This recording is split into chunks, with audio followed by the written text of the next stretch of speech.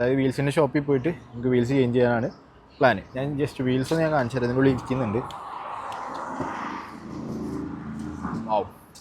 C ഒരു ടയറും 2 wheels ഇരിക്കുന്നുണ്ട്, അപ്പുറത്ത് 2 വീൽസ് ഇരിക്കുന്നുണ്ട്. നമുക്ക് കാണാനായിട്ടാണ് ഞാൻ ജസ്റ്റ് ഡിക്കി ഓപ്പൺ ആക്കി കാണിച്ചു തരാം. കണ്ടോ, ഇതാണ് മുന്നിട്ടുണ്ടാകുന്ന വീൽസ്. ഇത് ആക്ച്വലി റേസിൻ്റെ വീൽസാണ്.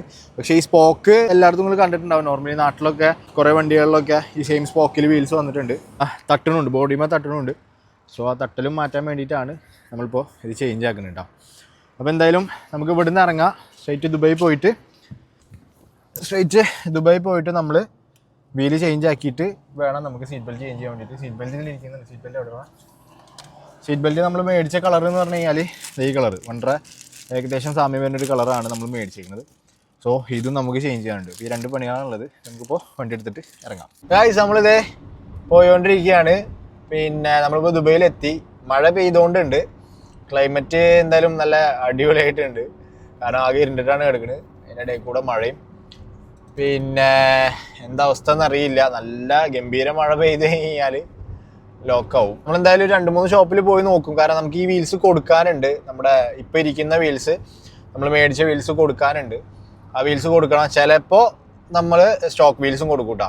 എന്തായാലും കീപ്പ് ചെയ്യുന്നില്ല. കാരണം എന്താ ചെയ്യുക, 3 വീൽസ് ആക്കിയിട്ട് കാര്യമില്ല. കാരണം ഇപ്പോൾ എടുക്കുന്ന വീലും സ്റ്റോക്ക് വീലും പിന്നെ ബാക്കിലിരിക്കുന്ന വീലും 3 വീൽസ് വെറുതെ കീപ്പ് ചെയ്തിട്ട് കാര്യമൊന്നുമില്ല.